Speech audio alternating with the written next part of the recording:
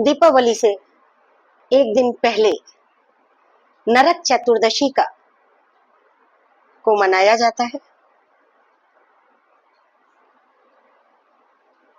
आप सभी को दीपावली की हार्दिक शुभकामनाएं।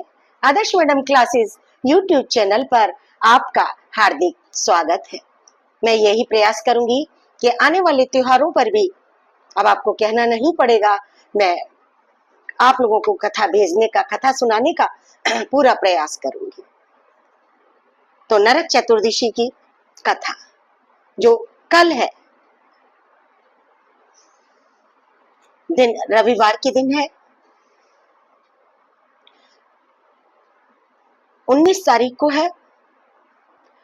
कार्तिक कृष्ण चतुर्दशी का दिन नरक चतुर्दशी का पर्व माना जाता है और कल कृष्ण कार्तिक माह की कृष्ण चतुर्दशी है।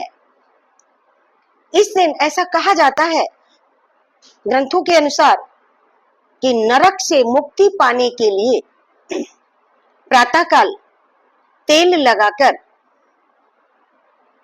अपामार्ग अर्थात चिचड़ी पौधे के सहित जल से स्नान करना चाहिए। इस दिन शाम को यमराज के लिए दीप दान करना चाहिए, ऐसा पुस्तकों के अनुसार कहा गया है।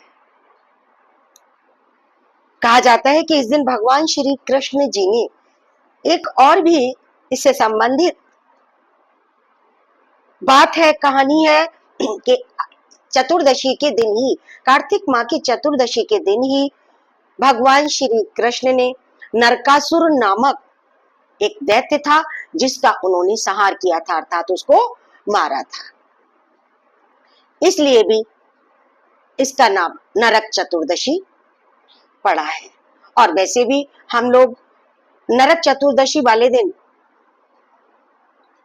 तक अपने घर की पूरी सफाई कर लेते हैं, चारों ओर से, मतलब एक एक कोना तक हम लोग ये प्रयास करते हैं कि सब जगह की सफाई कर ले। तो घर का जितना भी कूड़ा करकट होता है उसे भी बाहर निकाल देते हैं और फिर हम बड़े धूमधाम से दिवाली के आने का इंतजार करते हैं। अगले दिन दीपावली होती है। तो इससे संबंधित जो कथा है वो मैं आप लोगों तक पहुंचाना चाह रही हूँ। प्राचीन काल में रंती देव नामक एक राजा था, उसका नाम था रंती देव। वह पहले जन्म में बहुत बड़ा धर्मात्मा था, बहुत दान पुण्य करता था, अर्थात दानी था, और उसके पूर्व जन्मों के कर्मों से अच्छे कर्म किए थे, दानी था, धर्मात्मा था, जिस कारण इस जन्म में भी राजा ने दान आदि देकर अच्छे कार्य किए। पिछले जन्म में भी अच्छे कार्य किए और इस जन्म में भी वह राजा बना और राजा बनकर उसने बहुत दान किया, अच्छे अच्छे कार्य किए, सत्य बोलता था। लेकिन जब उस राजा रंती देव का अंत समय आया तब यमराज के दूत रंती देव राजा को लेने के लिए आए। बार बार राजा को लाल लाल आंखें निकाल कर कह रहे थे, अरे राजन, नरक में चलो, नरक में चलो, तुम्हें वहां चलना पड़ेगा। जब यमराज के दूतों ने राजा रंती देव से ऐसा कहा, इस पर राजा घबरा गया। घबराकर राजा ने पूछा कि नरक में चलने का मेरा क्या कारण है, मुझे कारण बता दीजिए। यम के दूतों ने उस राजा से कहा, हे राजन, आपने जो कुछ दान पुण्य किया है उसे तो सारा विश्व जानता है, सारा संसार जानता है, किंतु पापों को केवल भगवान और धर्मराज ही जानते हैं।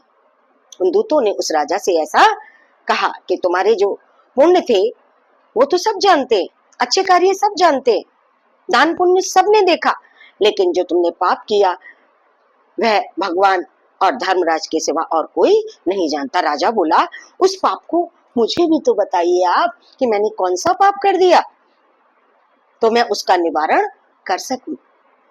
यमदूत बोले, एक बार तेरे द्वार से भूख से व्याकुल होकर एक ब्राह्मण लौट गया था, भूखा ही लौट गया था, इससे तुझे नरक में जाना पड़ेगा। ये सुनकर राजा ने यमदूतों से विनती की हाथ जोड़कर कि मेरी मृत्यु के बाद सदा ही मेरी आयु 1 वर्ष बढ़ा दी जाए। इस विषय को राजा के दूतों ने बिना सोच विचार किए ही स्वीकार कर लिया। राजा की आयु 1 वर्ष बढ़ा दी गई। यमदूत चले गए। राजा ने ऋषियों के पास जाकर इस पाप से मुक्ति पाने का उपाय पूछा कि मैं इस पाप से मुक्त कैसे हूं। ऋषियों ने बतलाया कि हे राजन, तुम कार्तिक कृष्ण पक्ष चतुर्दशी को व्रत रहकर भगवान विष्णु का पूजन करना, ब्राह्मणों को भोजन कराना, दान पुण्य आदि करना, अच्छे कार्य करना और उनसे अपने अपराधों की क्षमा याचना मांगना ब्राह्मणों से जिनको तुम भोजन कराओगे। ऐसा करने से तुम पापों से मुक्त हो जाओगे। कार्तिक कृष्ण पक्ष की चतुर्दशी आने पर राजा नियम पूर्वक व्रत करता रहा और अंत में विष्णु लोक को प्राप्त हुआ। एक बार प्रेम से बोलिए कृष्ण भगवान की जय।